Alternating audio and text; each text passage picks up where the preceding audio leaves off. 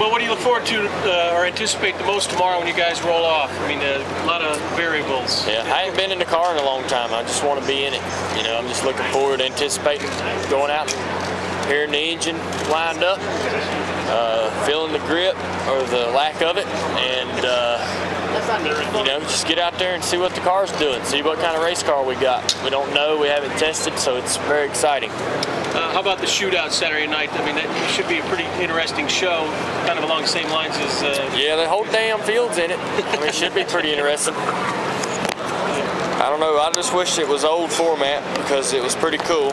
Now it's a bunch of damn race cars out there. You don't know who's... You don't know what the hell's going on. It's just like a... I don't know. It's just weird, you know.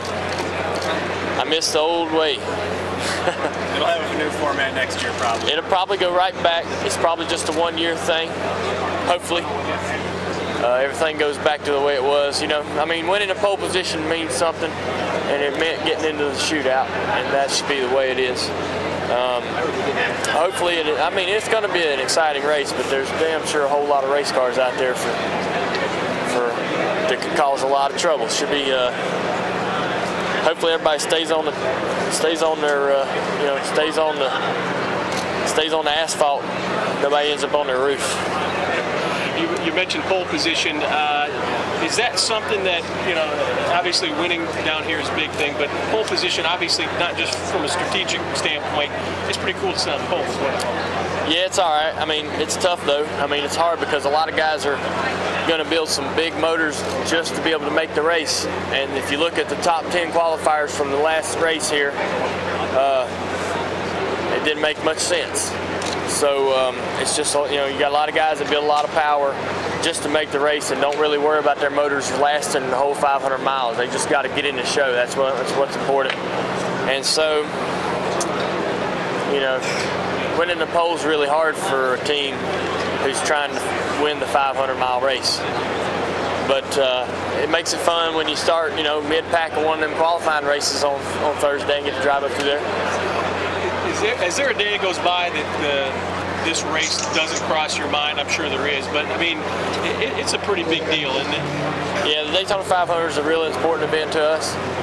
I think it's an amazing race. It's a great spectacle. I think they've done a good job of building it up to become as good as it can be. And it's got a lot of good history. You know, it really does have a lot of great history. There's a lot of great races here. A lot of great winners and champions have won this race. And I feel very fortunate and lucky to be one of them guys. And I'd love to double it up, man. Add me another one to it, you know. Just get it done.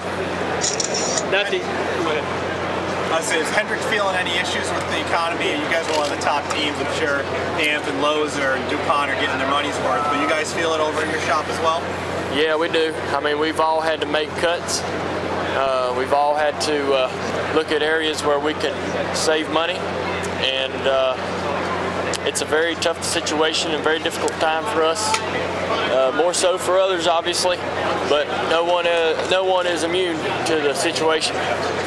We're just very fortunate we have good support from our sponsors, and they're really dedicated to Hendrick and what our plan is over the next several years. So we feel very fortunate. Time for one more question. Hey Dale, at the Fan Fest you talked about eating ribs in Memphis. Did you find any place in Daytona to serve ribs? No, I mean, why would you want to get anything different when you found the best in Memphis? I don't know if Daytona would ever have good ribs. This is not really a rib capital. This is more like seafood, you know what I mean? But I like rendezvous, man. I don't think anything's ever going to change my mind. You got a favorite seafood place here? No, not really. I'm not that much into it.